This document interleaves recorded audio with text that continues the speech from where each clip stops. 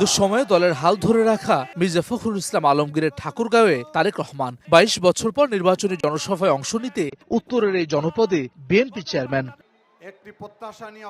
বেলা ১১:১২টায় জনসভা স্থলে আসেন তারেক রহমান। তখন বিস্তৃত জেলা স্কুল মাঠ আর ঈদগাহ লোকে লোকারণ্য। ধানের শীষের স্লোগানে উত্তাল পুরো এলাকা।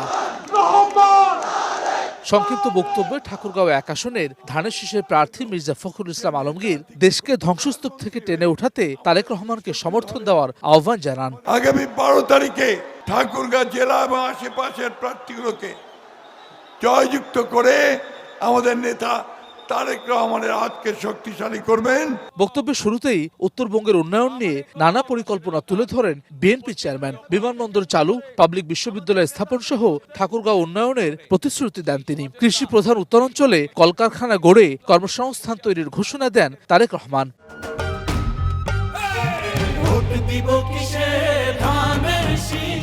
পঞ্চগড় এবং ঠাকুরগাঁয় যে চিনি কল আছে, যে রেশম কারখানা আছে, পঞ্চগড়ে যে চা শিল্প আছে, এই শিল্পগুলোকে আবার আমরা গড়ে তুলতে চাই। ঠাকুরগাঁ সহ পঞ্চগড় সহ দিনাজপুর এলাকায় আমরা বিভিন্ন জায়গায় যেখানে যেখানে প্রয়োজন আমরা কৃষকদের উপযোগী করে হিমাগার তৈরি করতে চাই। নারী, কৃষক, যুবকদের স্বাবলম্বী করতে ফ্যামিলি কার্ড সহ অন্যান্য পরিকল্পনা তুলে ধরেন বিএনপি চেয়ারম্যান। পরিকল্পনা বাস্তবায়নে ধানের শীষে ভোট চান তারেক রহমান। বলেন, জনগণই বিএনপির ক্ষমতার উৎস।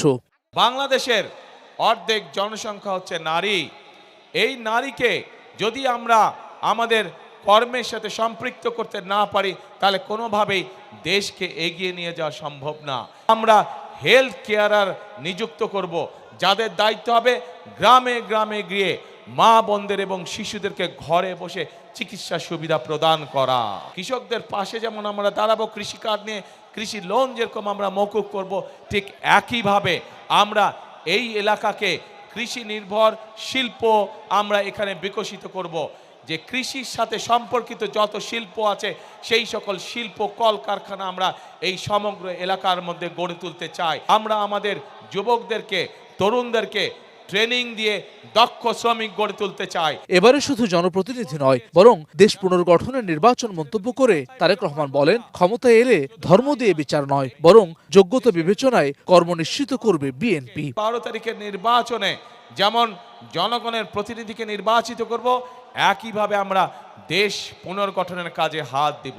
আজ যদি আমি অন্য কোনো দলের বিপক্ষে কথা বলে থাকি তাহলে জনগণের কি তাতে কোনো লাভ হবে?